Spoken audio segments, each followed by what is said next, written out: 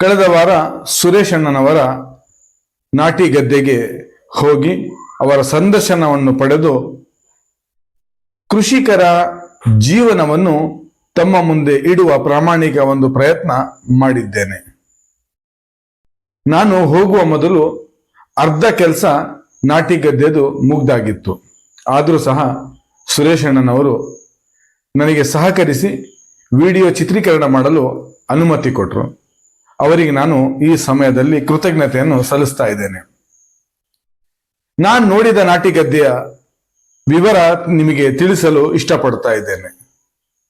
ಬಹಳಷ್ಟು ವೀಕ್ಷಕರು ನಗರ ಪ್ರದೇಶದಲ್ಲಿರುವಂತವರಿಗೆ ನಾಟಿ ಗದ್ದೆ ಅಂದ್ರೆ ಏನು ಅಂತ ಗೊತ್ತಿರೋದಿಲ್ಲ.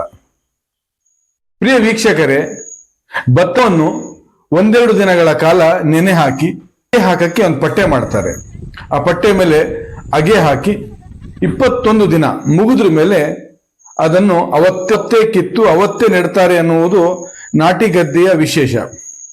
ಈ ಒಂದು ಕೆಲಸಕ್ಕೆ ಕೆಲ ಮಹಿಳಾ ಶ್ರಮಿಕರನ್ನು ಗುತ್ತಿಗೆ ರೂಪದಲ್ಲಿ 1 ಎಕರೆಗೆ ಇಷ್ಟು ಅಂತ ಹೇಳಿ ನಾಟಿ ಮಾಡಕ್ ಕೊಡ್ತಾರೆ. ಆ ಒಂದು ಕೆಲಸಕ್ಕೆ ಟ್ಯಾಕ್ಟ್ರಿ ಅವಶ್ಯಕತೆ ಇರುತ್ತೆ, ಎತ್ತಿನ ಅವಶ್ಯಕತೆ ಇರುತ್ತೆ, ಗಂಡಾಳಿನ ಅವಶ್ಯಕತೆ ಇರುತ್ತೆ. 2 ಎಕರೆ ಜಮೀನಿನಲ್ಲಿ ನಮ್ಮ ಸುರೇಶ್ ಅಣ್ಣನವರು ಈ ನಾಟಿ ಮಾಡಿದ್ರು. ತುಂಬಾ ಸಂತೋಷದ ಸಮಯ.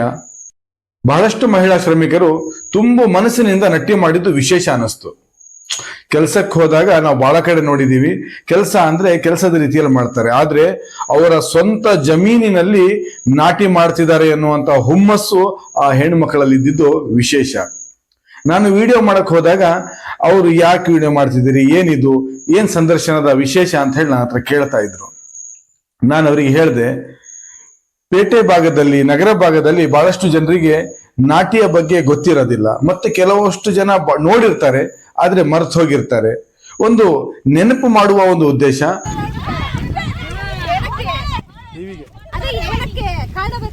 ಕಾರಣ ಮಲೆನಾಡಲ್ಲಿ ನಟ್ಟಿ ಯಾವ ತರ ಮಾಡ್ತಾರೆ ಅಂತ ಹೇಳಿ ನಟ್ಟಿ ವಿಡಿಯೋ ಹಾಗೂ ನಾಟಿಯಲ್ಲಿ ಶ್ರಮಿಕರ ಶ್ರಮ ಎಷ್ಟು ಇರುತ್ತದೆ ಅಂತ ಹೇಳಿ ನಾನು ತೋರಿಸ್ಬೇಕು ಅನ್ನೋ ಉದ್ದೇಶ. ಬಹಳಷ್ಟು ಮಹಿಳಾ ಶ್ರಮಿಕರು ಸಂತೋಷದಿಂದ ನನಗೆ ವಿಡಿಯೋ ಚಿತ್ರೀಕರಿಸಲು ಅನುಮತಿ ಕೊಟ್ಟರು. ಇದ್ರಲ್ಲಿ ನಾನು ನೆನಪಿಸ್ಕೊಳ್ತಾ ಇರೋದು ವಿಶೇಷವಾಗಿ ಗಂಗಮ್ಮ ಅವರಿಗೆ. ಏನ್ ಹೆಸರು ನಿಮ್ದು? ಗಂಗಮ್ಮ. ಎಷ್ಟು ವರ್ಷದಿಂದ ನಟ್ಟಿ ಮಾಡ್ತಾ ಇದ್ರಿ ಗಂಗಮ್ಮ? 60 ವರ್ಷದಿಂದ. ಬಹಳ ಖುಷಿಯಲ್ಲಿ ಇದ್ದೀರಲ್ಲ ಇವತ್ತು? ಖುಷಿಯಾಗ್ಯದವಂದ್ರೆ ಖುಷಿನೇ.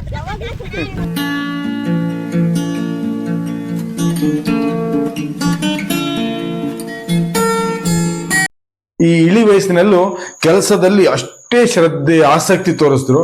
ಆದ್ರೆ ತಮಾಷೆ ಬಂದಾಗ ಅವರು ಚೆಲ್ಲಿದರು ಮಲ್ಲಿಗೆಯ ಹಾಡಿನ ಮೂಲಕ ಸಂಭ್ರಮಿಸಿದ್ರು. ತಾವು ನೋಡ್ತಾ ಇದ್ದೀರಿ, ನಮ್ ಗಂಗಮ್ಮ ಹಾಡಿದಂತ ಹಾಡು ಸುಮಾರು 5 ಲಕ್ಷಕ್ಕೂ ಜಾಸ್ತಿ ಜನ ವೀಕ್ಷಿಸಿದ್ದಾರೆ. ಇನ್ನೂ ಸಹ ಈ ವಿಡಿಯೋ ವೈರಲ್ ಆಗ್ತಾ ಇದೆ. ಈ ವಿಡಿಯೋ ನೋಡಿದ ಬಹಳಷ್ಟು ಸ್ನೇಹಿತರು ತಮ್ಮ ಅಭಿಪ್ರಾಯ ಹಂಚಿಕೊಂಡ್ರು. ಹಳ್ಳಿ ಜೀವನದಲ್ಲಿ ಸಂತೋಷವಾಗಿರುವಂತಹ ಗಂಗಮ್ಮನನ್ನು ನೋಡಿ ಆನಂದಿಸಿದ ಜನರೇ ಜಾಸ್ತಿ. ಕೆಲಸಕ್ಕೆ ಬಂದು ಕೆಲಸದ ರೂಪದಲ್ಲಿ ಕೆಲಸ ಮಾಡಿದ್ರು ನಾನು ನೋಡಿಲ್ಲ ಇವತ್ತು. ಅವರೆಲ್ಲರೂ ಸ್ವಂತ ಜಮೀನಿನಲ್ಲಿ ಶ್ರಮ ವಹಿಸಿ ಕೆಲಸ ಮಾಡೋ ತರ ಅವ್ರು ಕೆಲಸ ಮಾಡ್ತಾ ಇದ್ದಿದ್ದು ನಿಜಕ್ಕೂ ಆಶ್ಚರ್ಯ ತಂದುಕೊಡ್ತು. ಅದಾದ್ರ ಮೇಲೆ ಊಟದ ಸಮಯದಲ್ಲಿ ಬಹಳಷ್ಟು ಶ್ರಮಿಕರು ಊಟ ಗದ್ದೆಯಲ್ಲೇ ಮಾಡಿದ್ರು. ನಾನು ಕೇಳಿದಾಗ ಈ ನಾಟಿ ಸಮಯದಲ್ಲಿ ಗದ್ದೆಯಲ್ಲಿ ಊಟ ಮಾಡೋದೇ ಸಂತೋಷ, ಆನಂದ ಅಂತ ಹೇಳಿ ಅವ್ರು ತಿಳಿಸ್ಕೊಟ್ರು. ವಿಶೇಷವಾಗಿ ಸಂದರ್ಶನ ನೀಡಿದ ಸುರೇಶ್ ಅಣ್ಣ ಈ ನಾಟಿಯ ಬಗ್ಗೆ ಚಾಚು ತಪ್ಪದೆ ಅವರಿಗೆ ಇರುವ ಅನುಭವ ನಾವು ಕೇಳಿದ ಪ್ರಶ್ನೆಯ ಮೂಲಕ ಸರಿಯಾಗಿ ತಿಳಿಸ್ತಾ ಹೋದ್ರು. ಅವರಿಗಿರುವಂತಹ 25 ವರ್ಷದ ಅಗಾಧ ಅನುಭವ ನಿಜಕ್ಕೂ ಪ್ರೇರಣೆಯಾಗಿ ಕಂಡು ಬಂತು. ಸುರೇಶ್ ಅಣ್ಣನವರು 25 ವರ್ಷಗಳ ಕಾಲ ಕೃಷಿಕರಾಗಿ ಅವರ ಮುಖದಲ್ಲಿ ಕಂಡ ಸಂತೋಷ ನಿಜಕ್ಕೂ ನನಗೆ ಹರ್ಷ ತಂದಿತು. ಕೃಷಿ ಜೀವನದಲ್ಲಿ ಬಹಳಷ್ಟು ಜನ ನೆಮ್ಮದಿಯಲ್ಲಿ ಇಲ್ಲ ಅಂತ ಹೇಳಿ ಹೇಳ್ತಾರೆ, ಆದ್ರೆ ಸುರೇಶ್ ಅಣ್ಣನವರಿಗೆ ನೋಡಿದ್ರ ಮೇಲೆ ಕೃಷಿ ಜೀವನದಲ್ಲಿ ಸಂತೋಷವಾಗಿರಲು ಸಾಧ್ಯ ಅಂತ ಹೇಳಿ ನಾವು ಹೇಳ್ಬೋದು. ಕೇವಲ ಸುರೇಶ್ ಅಣ್ಣ ಒಬ್ಬರೇ ಅಲ್ಲ, ನಾವು ಈವರೆಗೆ ಸಂದರ್ಶನ ಪಡೆದಂತಹ ಷಣ್ಮುಖಪ್ಪ ಅವರಾಗಿರ್ಲಿ, ನಮ್ಮ ಗುರುರಾಜ್ ಅವರಾಗಿರ್ಲಿ, ಕೃಷಿ ತಜ್ಞರಾದಂತಹ ರಂಗನಾಥ್ ಅವರಾಗಿರ್ಲಿ, ಕೃಷಿ ಜೀವನದಲ್ಲಿ ಸಾವಿರಾರು ಕೃಷಿಕರು ಆನಂದವಾಗಿದ್ದಾರೆ ಅಂತ ಹೇಳಿ ನಾವು ಕೇಳ್ತಾ ಇದ್ದೀವಿ, ನೋಡ್ತಾ ಇದ್ದೀವಿ. ನಾನು ನನ್ನ ಪ್ರೇಕ್ಷಕರಲ್ಲಿ ಮತ್ತು ರೈತ ಬಾಂಧವರಲ್ಲಿ ಮನವಿ ಮಾಡಿಕೊಳ್ಳುವುದೇನೆಂದರೆ, ದಯವಿಟ್ಟು ಕೃಷಿ ಜೀವನವನ್ನು ಆಧರಿಸಿ ತಾವು ತಮ್ಮ ಜೀವನದಲ್ಲಿ ಕೃಷಿಯನ್ನು ಅವಲಂಬಿಸಿ.